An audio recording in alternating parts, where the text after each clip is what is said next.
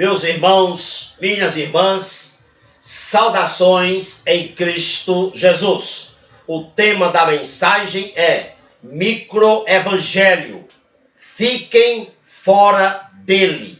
Atos 20, 27 está escrito: porque nunca deixei de vos anunciar todo o conselho de Deus.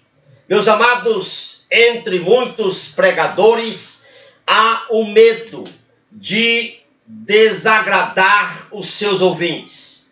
Muitos pregadores deixaram de proclamar todo o conselho do Senhor porque temem perder parte da membresia de sua igreja. Eles estão pregando o que eu chamo de microevangelho. O microevangelho conduz a igreja a ser complacente com o erro doutrinário e não tratar o pecado à luz da palavra de Deus. Precisamos estar conscientes de que o pregador da palavra de Deus não pode estar comprometido com as estruturas deste mundo, desta sociedade caída. Quando a palavra de Deus é exposta com fidelidade e inteireza, não tem jeito, desagrada o pecador. Sempre foi assim e sempre será assim. Precisamos nos lembrar que Deus chamou para si, convocou para si, separou para si um povo santo. O sentido original do vocábulo santo é separado. Jesus Cristo, o Verbo eterno de Deus, trouxe como missão soberana a separação de tudo aquilo que é profano, imoral, indecente, devasso. Porque o Evangelho separa aquele que tem seu coração ligado em Cristo, aquele que tem seu coração submetido a Cristo. Este é separado. Separado de quê? Separado da mentira, do embuste, da parceria com o erro. Separado do adultério, da prostituição, da fornicação. Separado dos compromissos com as obras das trevas. A própria força da verdade de Deus, do Evangelho, separa. Quando Jesus pregava, produzia separações. João 7,43 está escrito a respeito de Jesus o seguinte: assim entre o povo havia dissensão por causa dele, Jesus.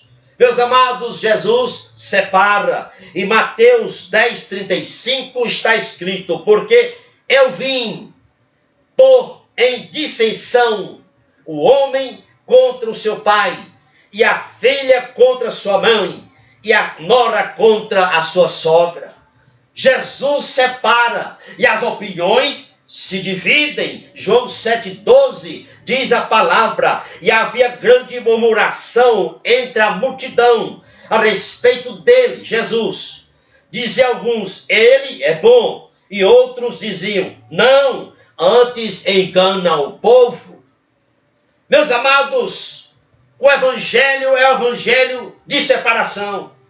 João 6,66 diz a Bíblia que os seus discípulos, os discípulos de Jesus, murmuraram e ficaram escandalizados com ele. E a Bíblia enfática diz que muitos tornaram para trás e já não andavam com Jesus. Mas no verso 67 do mesmo capítulo 6 de João, Jesus olha para os 12 e faz uma indagação: quereis vós também retirar-vos? Quereis vós também ser semelhante àqueles que voltaram para trás? Meus amados, é assim o Evangelho. Ele separa porque ele é santo. Os fariseus não honravam Jesus. E Jesus os chamou de hipócritas, Mateus 15, 7. Mas lá no verso, lá adiante, verso 12 de Mateus 7, os fariseus, os discípulos, chegaram e disseram: Mestre, os fariseus ficaram escandalizados com as tuas palavras, com as tuas falas. Jesus, ele não foi atrás dos fariseus para colocar panos quentes em suas hipocrisias. Não. Jesus olhou para os discípulos e disse: eles, os fariseus, são condutores cegos. Deixai-os. Em outras palavras, Jesus estava dizendo: discípulos, não liguem para os fariseus. Deixe eles falarem. Deixe eles se escandalizarem. Meus amados, quando nós lemos a Bíblia, nós constatamos a doutrina da separação. Ao proclamar a inadiabilidade do arrependimento, o precursor de Jesus, João Batista, anunciou Jesus como separador. Lucas 3,17 diz: ele tem a pá na sua mão e limpará a sua eira e ajuntará o trigo no seu celeiro, mas queimará a palha com fogo que nunca se apaga. Separação. Portanto, dentro do contexto do Evangelho, amor não quer dizer concessão, não quer dizer tergiversação com o erro, não. Amor não significa abster-se de proclamar a verdade do estado depravado, perdido do pecador, não. Amor não significa complacência com heresias, apostasias, malabarismos da palavra de Deus, não. Basta olharmos a coragem e a ousadia dos profetas em proclamar a mensagem de Deus, doa quem doer, tanto no Antigo Testamento como no Novo Testamento. Os profetas do Antigo Testamento vergastaram, chicotearam o erro, o pecado, os maus costumes do povo, as prostituições cultuais, as corrupções dos reis, as devassidões, os bacanais, as imoralidades. O próprio Jesus, o Deus encarnado, vergastou, chicoteou o erro, a hipocrisia, a vida dupla, a religiosidade e a falsa adoração. Jesus repeliu de si as multidões dos comprometidos com os lixos da sociedade da época. Portanto, ser fiel à proclamação do Evangelho é nunca esquecer da doutrina da separação. Agora escutem bem uma coisa: aqueles que querem servir a Cristo, o Evangelho, Ele, Jesus, dá-lhes a cruz, promete-lhes sofrimentos e perseguições e incompreensões.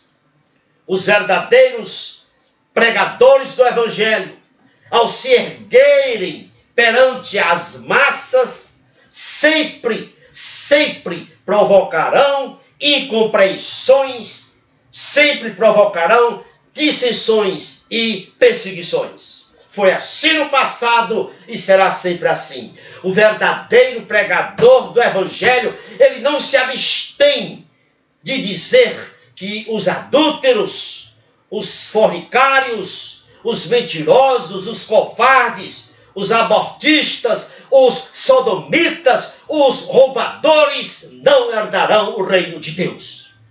Ele não se omite disso, o verdadeiro pregador do Evangelho. Lembro-me de Pedro. Pedro mancomunou-se, ou seja, ajustou-se com as estruturas vigorantes da época, e isto conduziu Pedro a negar Jesus, a dizer que não conhecia Jesus. Mas louvado seja Deus, porque pouco depois Pedro, cheio do Espírito Santo, atira em rosto o pecado dos israelitas e o pecado da liderança eclesiástica religiosa da época, e ali ele proclama a ressurreição de Jesus para todos. Atos 2:32, veja o que Pedro diz: Deus ressuscitou a este Jesus, do que todos nós somos testemunhas. Meus amados, o microevangelho é um chá de erva doce, porque só tem uma preocupação o microevangelho: é adoçar o coração dos ouvintes. Por isso que aqueles que estão engajados nesse microevangelho, eles sempre dizem o seguinte, abre aspas: devemos nos unir com todos, independentemente das suas fés e da doutrina que praticam, porque a doutrina é secundária, dizem eles. Meus amados irmãos, é necessário mantermos uma barreira, uma muralha densa, separadora daqueles que pregam outros evangelhos, uma variedade de evangelhos que não existem na Bíblia. Se a doutrina for antibíblica, fiquemos longe deles. O evangelho não tem jeito. O evangelho, em sua inteireza, provoca separação, perseguição e incompreensão. Não tem jeito, é assim. Basta olharmos o livro de Atos, estudar o livro de Atos dos Apóstolos. Ali, no livro de Atos dos Apóstolos, nós verificamos que quanto mais perseguidos, mais cresciam em número os discípulos. Quanto mais separados dos valores da sociedade corrupta da época, mais cresciam em número os discípulos. Você sabe qual é a origem dos fracassos das campanhas evangelísticas atuais? É porque as campanhas de evangelização hoje, elas são feitas na preocupação de agradar o incrédulo, alisando-lhes as suas convicções religiosas. Muitas vezes aproxima-se do incrédulo e diz: Jesus é doce, Jesus é legal, é bacana, é top, é tão gentil que quer levar você para o céu. Você quer ir para o céu? Quem é que não quer ir? O incrédulo diz: quero. Aí eles vão fazer a oração para você, faz a oração e após a oração diz se você está salvo. Esse é o microevangelho que não confronta. Esse é o microevangelho que não fala do estado devasso, pecaminoso, perdido do pecador. Esse é o microevangelho que não fala da necessidade de arrependimento, não fala da cruz e não trata o pecado à luz da palavra de Deus. Meus amados, fiquemos longe deste microevangelho que não é evangelho. Que o Senhor abençoe rica e abundantemente você e toda a sua família. É o meu desejo. Compartilhe esta mensagem com outros irmãos. Se você ainda não se inscreveu no meu canal do YouTube, o endereço está aí. Clique aí, inscreva-se, que eu vou colocar também no YouTube esta mensagem. Louvado seja Deus. Amém e amém.